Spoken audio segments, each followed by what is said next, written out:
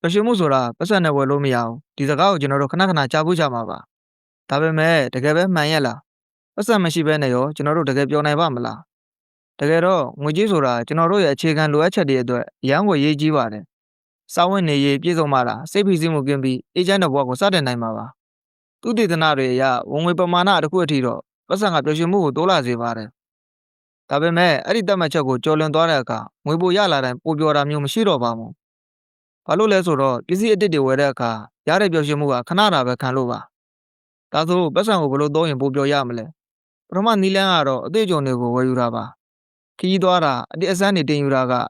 ရုပ်ဝတ္ထုပစ္စည်းတွေထက်ပိုကြာရှည်တဲ့ပျော်ရွှင်မှုကိုပေးပါတယ်ဒုတိယအချက်ကတော့တခြားသူတွေကိုကူညီတာပါ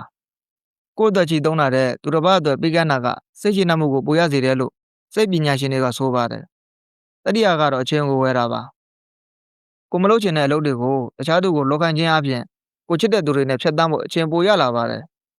ဒီလိုအကျိုးကျေးဇူးတွေရှိပေမဲ့ငွေနဲ့ဘလို့မှဝယ်လို့မရတဲ့အရာတွေလည်းရှိနေပါသေးတယ်စစ်မှန်တဲ့မေတ္တာခိုင်မာတဲ့ဆက်ဆံရေးနဲ့မိသားစုတိုင်ရောစဉ်တွေကိုပတ်စံနဲ့လဲလို့မရပါဘူး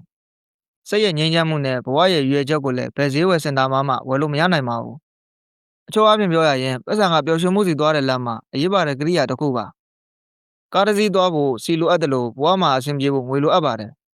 ဒါပေမဲ့ပတ်စံကိုယ်နိုင်ကတော့ပျော်ရွှင်မှုအစစ်မှန်မဟုတ်ပါဘူးကိုယ်မှရှိတဲ့ငွေကိုမှန်မှန်ကန်ကန်သုံးတတ်ဖို့နဲ့ငွေနဲ့ဝယ်မရတဲ့အရာတွေကိုတပိုးထားတတ်ဖို့ကတာဘဝမှာအရေးကြီးဆုံးဖြစ်ပါတယ်